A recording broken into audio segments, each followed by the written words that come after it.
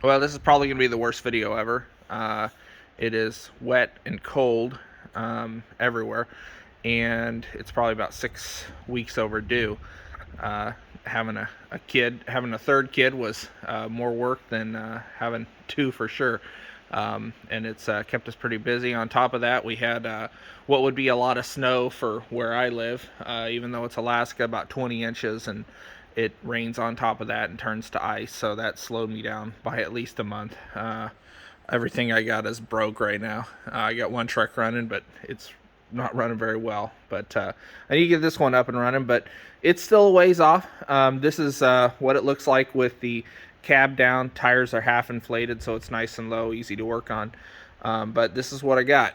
I'm just going to kind of go from the passenger side to the driver's side here, show you areas where it's tight and things that I plan to do, and we'll just see how it goes here. So starting out at the back, you can see back there that back pyrometer probe is sits about an inch off the firewall, and there's the crankcase breather back there as well. Lots of room back there, no real issues. It gets a little tight between the top of that pipe right there, the exhaust pipe, exhaust manifold, and the top of the cowl. But there's an inch and a half in between, and both are insulated. I plan to put some of this aluminum foam insulation in between there, not foam, but the fuzz. And this is another place where it's tight in between that AC box and the intermediate pipe. There is probably an inch and a half in between there, but there is so much insulation and plates and all sorts of stuff to keep the heat from transferring.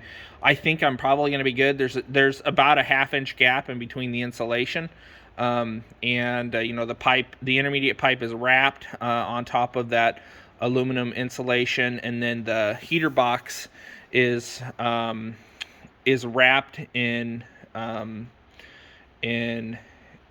a heat-resistant material, and then there's another heat shield in between there that's also wrapped in that material. So I think it's going to be all right, but we will see. You can see the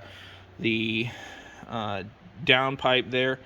It's hard to get an idea of how close everything is, but there's lots of room. There's not going to be any issues there. There's where the turbo, the lower turbo, comes within about an inch of that shock mount. Again, I don't think that's going to be an issue. It's also got the blanket on it. Here is where the passenger side battery would have set. I pulled that battery box out, and it's probably going to stay out. The second battery will end up getting mounted on the driver's side.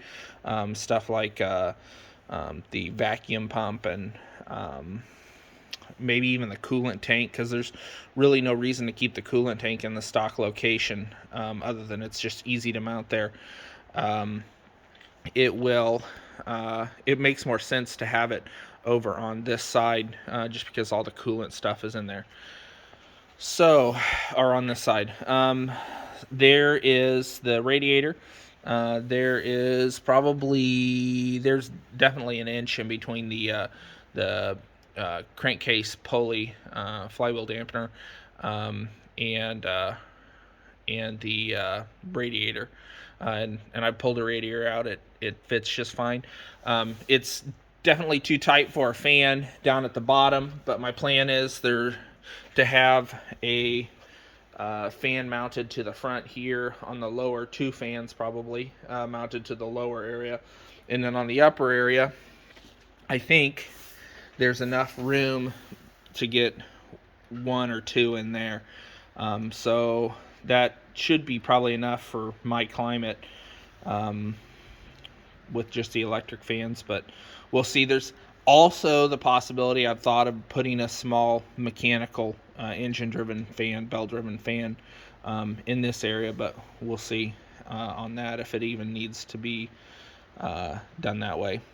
The radiator would not, in the stock radiator probably wouldn't have worked. It's got plastic tanks. You can't change where the outlets and inlets are. This one just so happens that the outlet falls in line with my cross member.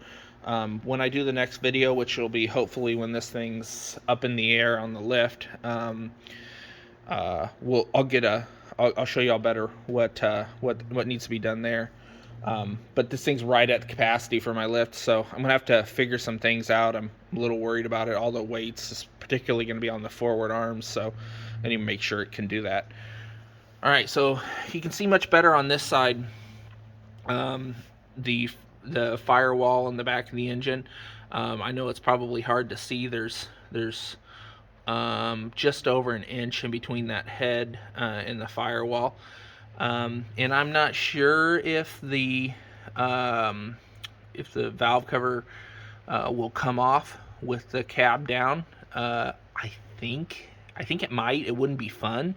And if it didn't, likely all you need to do is, just like on the 6.4s, when you have to change the turbo, you unbolt the cab and jack it up just a bit. That's all you'd have to do. And I mean, really, there's not much underneath there that needs messed with. Valve lash every once in a while, but yeah, I'm okay with what I ended up here. It's obviously not ideal to have things that tight, but it was kind of with what I was trying to do. Having the engine much lower than what it is was going to create issues with the axle, so it is what it is. You can see the transmission and flywheel housing back there have plenty of room. There's the what I'm lighting up right now is the transmission oil dipstick. It's a bit of a reach, but still pretty accessible. This is the stock location right here for the coolant reservoir. We'll see if we keep that there. Got lots of room down in here.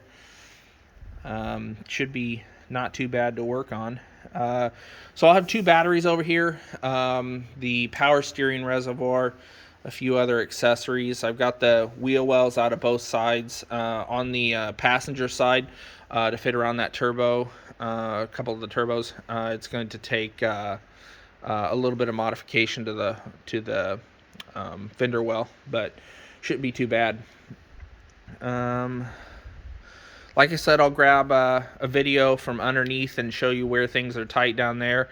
There's probably the tightest spot was around the like mounting brackets that are on the transmission, where they pass through the transmission tunnel. You'll see them on the side when I'll show you. I did some adjustment on that, and we'll see if I did enough adjustment. But realistically, it could be another month before I make another video. I hope to do it sooner. Honestly, I gotta use the lift for a few things, for a few other repairs. So that might, if I decide to do them before or after, I make the video underneath. That'll be the dependent factor. But yeah, I think that's a pretty good overview of what I got. It looks like the hood might not close, but it does, with the way the hood is kind of curved upwards in the middle, and then there's that cutout, that diamond shaped cutout there. It fits just fine. In fact, I think there's about an inch in between that intake pipe and the hood. So and the turbo's plenty good. It all fits pretty well. I think that's it for this video. Sorry it took so long.